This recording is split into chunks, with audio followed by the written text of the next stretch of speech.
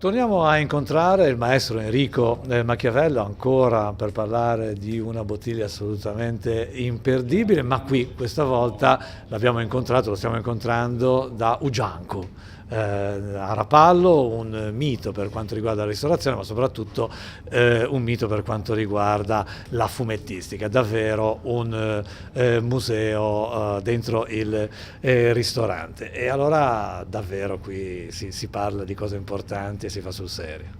Sì, qua è un piacere per me essere da Ugiancu, oltre per un discorso di amicizia, anche per l'importanza che ha il locale, perché è un vero e proprio tempio del fumetto e chiaramente della ristorazione, però non trovo posto migliore dove poter presentare la nostra bottiglia dell'artista.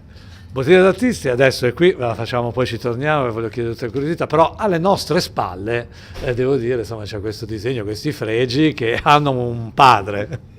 Sì, questo il camino, come altri posti del ristorante, sono stati disegnati e illustrati da me su appunto commissione e impulso di Fausto Neto Ugiancu, e per me è un grandissimo piacere e onore vedere su questi muri, in compagnia di questi artisti incredibili, anche le mie creazioni. Allora, per le sue creazioni tante opere, ce n'è una che ci ha colpito, però insomma lei ci diceva l'ha dipinta stando su un trabatello, perché stanno al soffitto. Sì, c'è quella che è stata molto divertente, appunto è stata impegnativa, diciamo, alla Michelangelo, senza pretendere di essere altrettanto bravo, ma c'è un'altra opera, diciamo, a cui sono ancora più legato, e sono delle tavole a fumetti del 94, di quando ero ancora ragazzino e muovevo i primi passi, e Fausto mi ha dato credito e ospitalità. Allora, primi passi però, tanto cammino. Questa bottiglia l'abbiamo già raccontata, un po' le sue storie, la sua genesi, però dentro, in questa atmosfera magica, questi personaggi che tanto successo stanno riscuotendo. Sì, si muovono appunto provenendo dal fumetto, si muovono in un ambito del fumetto e si trovano a casa loro. E allora insomma, per chiudere la nostra intervista qui da Ugiancu, lei è davvero a casa, no? Tante le sue opere, tante davvero da perderci gli occhi. Sì, appunto come dicevo prima, per me è vissuto come un tempio che lega due mie passioni, che sono il mangiar bene e i fumetti, ed è un connubio perfetto. Gianco come Olete, amico come Omacchia, perché Omacchia è entrato qua dentro la prima volta quasi una ventina d'anni fa, con lo sguardo timido e basso e una cartellina verde sotto il braccio. Era venuto a far vedere i suoi disegni a quelli che allora erano suoi maestri e che ora, grazie alla sua bravura, sono diventati suoi colleghi. Ecco, allora, no, l'intervista con questi sentimenti potrebbe davvero dirsi chiusa.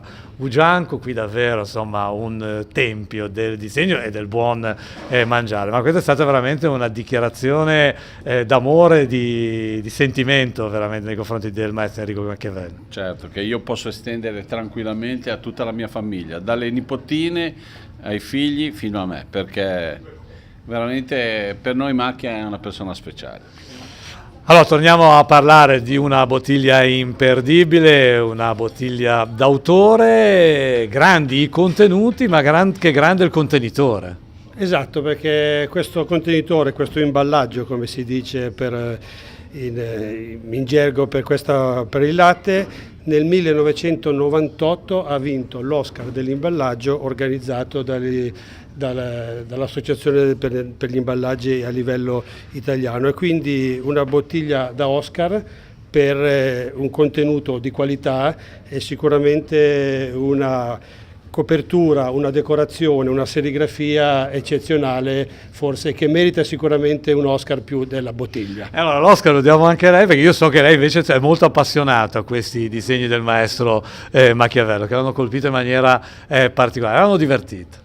Ma sicuramente, perché Maestro Machiavello, dopo la realizzazione del calendario del 2018, ha organizzato questa versione esclusiva e limitata sulla bottiglia con questi personaggi che sono oltre 16, hanno diversi momenti, diverse pose, tutte rivolte però al consumo del prodotto, del latte, e quindi solo vederli tutti insieme nella bottiglia sembra di vedere una graphic novel, come si dice adesso, un fumetto, un'animazione all'interno dei punti vendita, delle case dei consumatori, che molto hanno apprezzato.